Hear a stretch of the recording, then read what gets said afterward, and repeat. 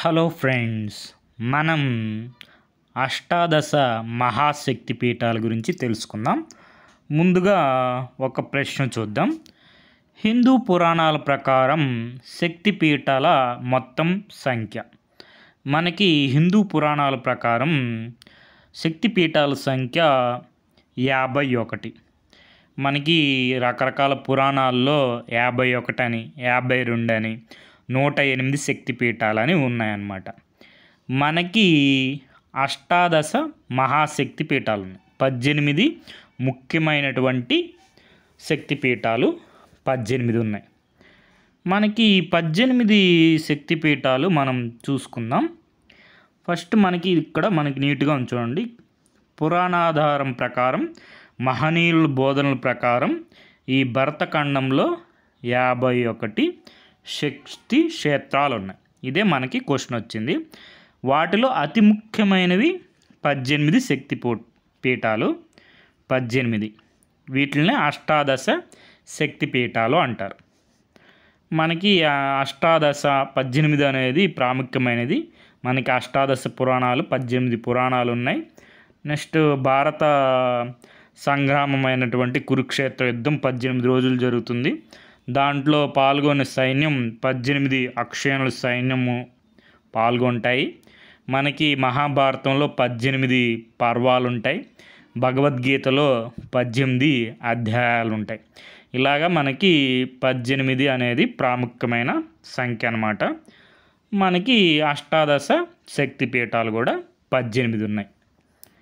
ఆ 18 శక్తిపీఠాలు మనం చూసుకుంటే, ఇది మన ఈ అష్టాదశ శక్తిపీఠాలని మనం ఈ విధంగా స్మరిస్తారనమాట.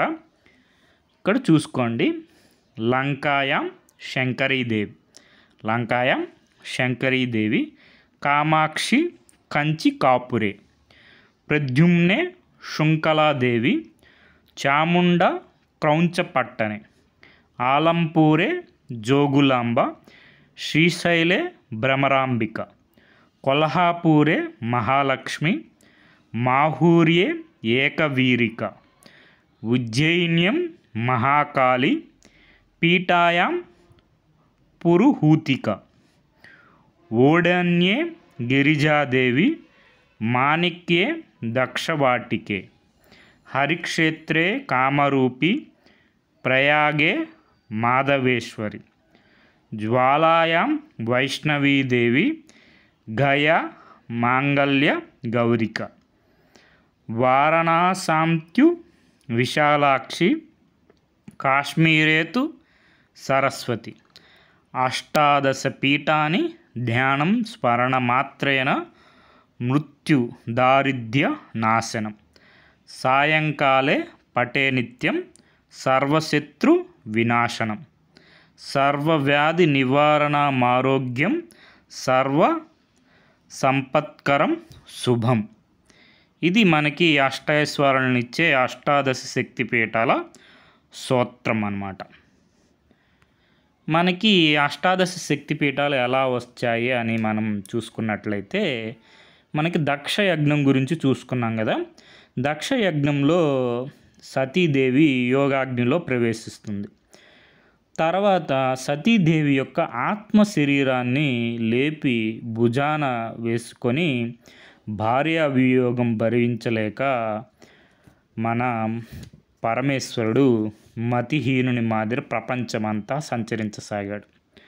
పరమశివుడికి సతీ వ్యామోహ వికారం తొలగితే కానీ లయకార్యం జరగదని భావించిన విష్ణువు అతన్ని అనుసరించి వెళ్ళి తన సుదర్శన చక్రంతో సంధించి వెనక నుంచి సతీదేవి ఛాయా శరీరాన్ని ఖండించాడనమాట.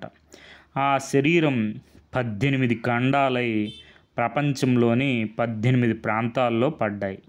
అవే అష్టాదశ శక్తిపీఠాలుగా అవతరించాయి. సతీదేవి ఆత్మ మరలా పరమేశ్వరుని పొందే నిమిత్తం హిమవత్ పర్వతంలో తపస్సుకి ఉపక్రమించింది. పరమేశ్వరునికి వ్యామోహం కూడా తొలగిపోవడంతో తిరిగి కైలాసంకి చేరి తపస్సునందు మునిగిపోయారు. తర్వాత మనం పార్వతీ పరమేశ్వరుల కళ్యాణం కూడా చూసాం కదా.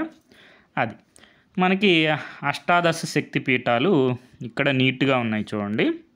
మనకి ఏ ఏ ప్రాంతంలో ఏ భాగం పడింది అనేది కూడా చూసుకోండి ఒకసారి. మనకి శ్రీ శంకరీదేవి మనకి శ్రీలంక అనమాట, గజ్జ భాగం పడుతుంది అనమాట. గజ్జలు పడిన చోటు శ్రీ శంకరీదేవి. తర్వాత శ్రీ జోగులాంబాదేవి అలంపురం తెలంగాణ, పైదంతా పంక్తి పడిన చోటు, పైదంతా వరుస పడిన చోటు. మన ఆంధ్రప్రదేశ్ చూసుకుంటే శ్రీశైలంలో శ్రీ భ్రమరాంబక దేవి, శ్రీశైలంలో మనకి శ్రీశైలం ఆంధ్రప్రదేశ్, శ్రీ భ్రమరాంబాదేవి మెడ భాగం పడిన చోటు. శ్రీశైలంలో ఏ భాగం పడుతుంది? మెడ భాగం, శ్రీ భ్రమరాంబాదేవి. తర్వాత మనకి పిఠాపురం ఆంధ్రప్రదేశ్, పిఠాపురం ఆంధ్రప్రదేశ్ ఎడమ హస్తం పడిన చోటు శ్రీ పురుహూతికాదేవి, శ్రీ పురుహూతికాదేవి ఆంధ్రప్రదేశ్ పిఠాపురం ఎడమ హస్తం పడిన చోటు. నెక్స్ట్ దక్షవాటిక ఉంది కదా, ద్రాక్షారామం, శ్రీ మాణిక్యాంబ, శ్రీ మాణిక్యాంబాదేవి ఎడమ చెక్కిలి పడిన చోటు ద్రాక్షారామం ఆంధ్రప్రదేశ్. ఈ మూడు ఆంధ్రప్రదేశ్ చూసుకోండి. శ్రీ మాణిక్యాంబాదేవి ఎడమ చెక్కిలు పడిన చోటు ద్రాక్షారామం. తర్వాత వచ్చి శ్రీ పురుహూతికాదేవి ఎడమ హస్తం పడిన చోటు పిఠాపురం ఆంధ్రప్రదేశ్. తర్వాత శ్రీ భ్రమరాంబాదేవి మెడ భాగం పడిన చోటు శ్రీశైలం ఆంధ్రప్రదేశ్. ఇవి మూడు కూడా మనకి అష్టాదశ శక్తిపీఠాల్లో 3 శక్తిపీఠాలు మన ఆంధ్రప్రదేశ్లో ఉన్నాయి. తెలంగాణలో ఒకటి ఉంది, శ్రీ జోగులాంబాదేవి, పైదంతా వరుస పడిన చోటు ఆలంపూర్. మిగిలిన 18 అష్టాదశ శక్తిపీఠాలు కూడా చూసుకోండి. మనకి మ్యాచింగ్ వచ్చే అవకాశం ఉంది. అష్టాదశ శక్తిపీఠాలు ప్రాంతం కానీ పడిన భాగం కానీ వచ్చే అవకాశం ఉంది. సో మనకి నెక్స్ట్ శ్రీ శంకరీదేవి శ్రీలంక ఉంది కదా, అక్కడ స్థల పురాణం గురించి తెలుసుకుందాం. కైలాసం శివనివాసం, పార్వతి శివుని అర్ధాంగి, ఆయన పిదవప్ప ఋతువులన్నీ మారిన కైలాసవాసానే అదే మంచు చల్లదనం, అదే స్థిరనివాసం. ఒకనాడు లక్ష్మీ సరస్వతుల మందిరాలకు వెళ్ళి వచ్చిన పార్వతి సొంత ఇల్లు ఉండాలని అనిపించింది పార్వతీదేవికి. జటాధారికి చెప్తే చూద్దాంలే అని మౌన రూపం దాల్చాడు.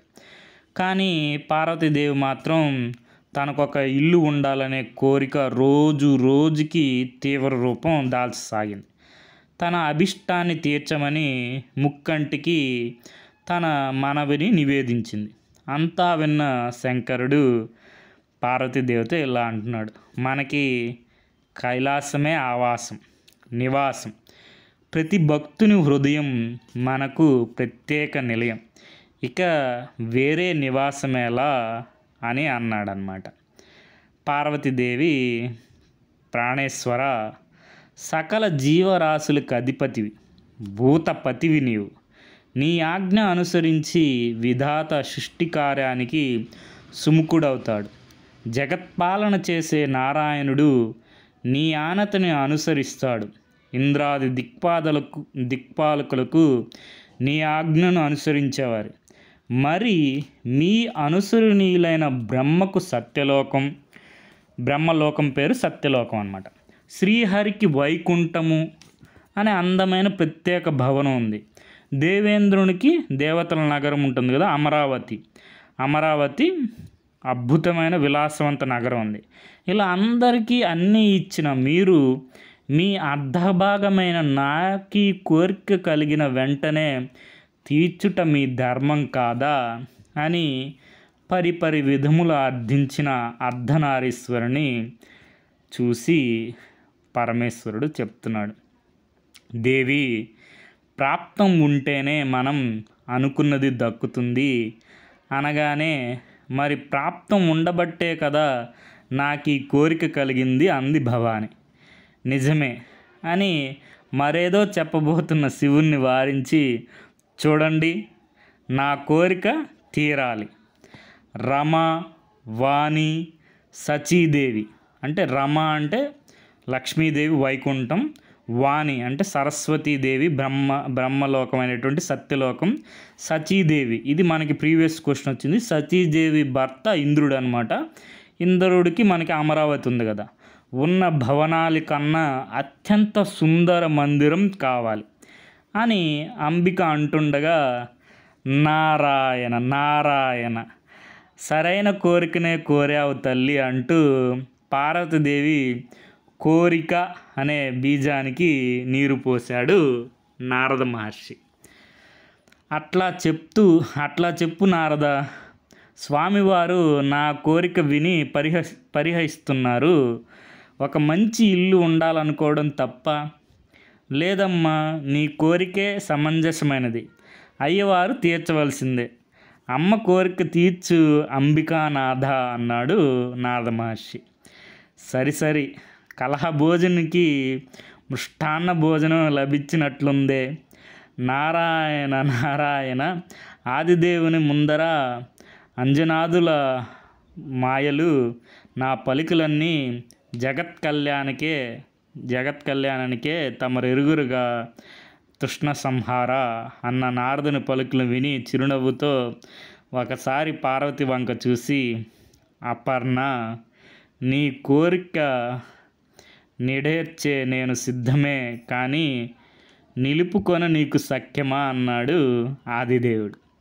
మీరు నా ముచ్చట చెల్లించండి, నేను అర్ధానిని నిలుపుకుంటాను అంటున్న ఆదిశక్తి కోరిక మీద విశ్వకర్మను పిలిచారనమాట. విశ్వకర్మ ఎవరంటే దేవతల యొక్క శిల్పి.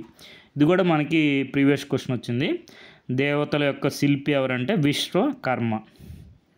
విశ్వకర్మ వస్తారనమాట. వస్తే శివుడు విశ్వకర్మతో, ఇటువంటి భవనం ముజ్జగాలలో లేదని అందరూ పొగిడే రీతి అపూర్వ స్వర్ణ భవనం నిర్మించు అని ఆనతనిచ్చిన శివుని ఆజ్ఞను తలదాల్చి స్వర్ణమణిమైన కలశ గోపురాలతో, వజ్రకాంతి విలాస జలాశయాలతో, మరకత మాణిక్య తాపడాల గల గోడలతో, లోతైన కందకాలు, ఎత్తైన బురుజులు, మేలైన వృక్షాలు, సువాసనలో వచ్చే పుష్పవనాలు, దేవదార చందన అగరు వృక్ష సౌగంధికాలు, జాజి పున్నాంగ అరవింద సువాసనల కలయికతో మేటి స్నానఘాటికలు, అది ఉంది ఇది లేదనిపించిన అక్షయ పాత్ర వంటి భోజనశాలలు, అన్నపూర్ణ సదనాలు, ఇలా నిత్య వసంత విభవత్ విలాస మనోజ్ఞమైన భవనం రూపొందించాడు విశ్వకర్మ. ఆ భవనాన్ని గాంచిన శివగౌరి ఆనందానికి అవధులు లేవు. ఆహా, అదృష్టమన్నా నీదేనమ్మా అర్ధనారీశ్వరి, ముజ్జగాల్లోనే కాదు చతుర్దశ భువనాల్లో కూడా ఇటువంటి స్వర్ణభవనం ఎక్కడా చూడలేదన్న నారదుని వంక గర్వంగా చూసి, మరేమనుకున్నావు నారద, నేను తలచిందేందైనా సాధించి తీరుతాను. లెస్స మరి గృహప్రవేశ శుభారంభానికి మామూలు ఋత్విజ్యులు సరిపోరుగా భూత భవిష్యత్ వర్తమాన కాల చలన మెరిగిన వారు, త్రికాల సంధ్యా వందన తత్పరులు, బ్రహ్మవేది వాక్పాటి మాలాంకృత శోభితుడు, మీదు మిక్కిలి శివభక్తుడు అయి ఉండాలి తల్లి అని చెప్తారన్నమాట నారద మహర్షి. అవునవును, అటువంటి విప్రశ్రేష్ఠుల గురించి తెలపండి ప్రభు అన్నది గిరిజాపతితో. రావణ బ్రాహ్మణు మించిన నిష్ఠాగరిష్ఠులు, నియమవర్తిత సంచాలకులు, త్రికాల వేది, నిత్య శివపూజ ధురంధరుడు, దశకంఠ శివగానాలాపన భక్తుడు, పులస్య బ్రహ్మపుత్రుడు, రావణుడు లంకాద్వీప పాలితుడు అని పరమేశ్వరుడు చెప్తాడు. కనుక నారద, ఈ గృహప్రవేశ సంధానకర్తగా ఆ రావణ బ్రహ్మను పిలిపించు అన్నాడు. బవుడు వల్లే అన్నది భవాని. ఆది దంపతుల ఆజ్ఞను ఆహ్వానంగా రావణ బ్రహ్మ కందించాడు నారద మహర్షి. తనకు లభించిన అదృష్టానికి సంతోషించిన రావణుడు కైలాసం చేరి శివశక్తి ఆలయానికి అనువైన గృహప్రవేశ శుభముహూర్తం నిర్ణయించాడు. ఆ శుభముహూర్తానికి బ్రహ్మ, విష్ణువు, దిక్పాలకులు, దేవతలు సకుటుంబకంగా విచ్చేశారు. చక్కని శుభవేళ అంబిక, ఈశ్వరులు నూతన గృహప్రవేశ మహోత్సవాన్ని నిర్వహించారు. ఇక మిగిలినది ఋత్విజ్ఞునికి దక్షిణ సంభావన. రావణ బ్రహ్మకి పార్వతీ పరమేశ్వరులకు వద్ద వెళ్ళి నిల్చున్నాడు. ఎంతో వైభవంగా జరిగిన కార్యక్రమానికి సంతోషించిన అపర్ణ, రావణ చాలా చక్కగా ఈ కార్యక్రమాన్ని నిర్వహించావు, దక్షిణగా నీకేం కావాలో కోరికమనగా నీళ్లు నములుతూ నిల్చున్నాడు రావణుడు. సందేశించుకు దశకంఠ, నీవేం కోరినా సంతోషంగా ఇస్తాను, కోరుకో అన్న భవానీ మాటను బలపరిచాడు శివుడు. అయితే ఈ స్వర్ణ నగరాన్ని నాకు దక్షిణగా ఇమ్మన్నాడు రావణ బ్రహ్మ. నివ్వెరపోయింది శివనారి. శివుని వంక చూడగా చిరునవ్వు నవ్వుతున్నాడు. చేసేది లేక ఆ సువర్ణ నగరాన్ని దక్షిణగా ఇచ్చేసింది సువర్ణ అపర్ణ. ఆ దక్షిణ పుచ్చుకున్నాక అమ్మ ఆదిశక్తి, నా ఈ భవనం కొలువయ్యే లంకాపురిలో శాంకరీదేవివై కాపాడమనగా, రావణ నీవు ధర్మం తప్పనంత వరకే నేను లంకలో ఉంటానన్నది శివపత్ని. కొంతకాలానికి సీతాదేవిని చెరపట్టినందుకు ధర్మం తప్పిన దశకంఠుని లంకాపురం విడిచి కైలాసం చేరింది శాంకరీదేవి. ఇది మనకి శ్రీ శాంకరీదేవి శ్రీలంక యొక్క స్థల పురాణం అన్నమాట. ఇక్కడ మనకి అష్టాదశ శక్తిపీఠాలు ఇవన్నీ చూసుకోండి. Okay friends, thank you for watching.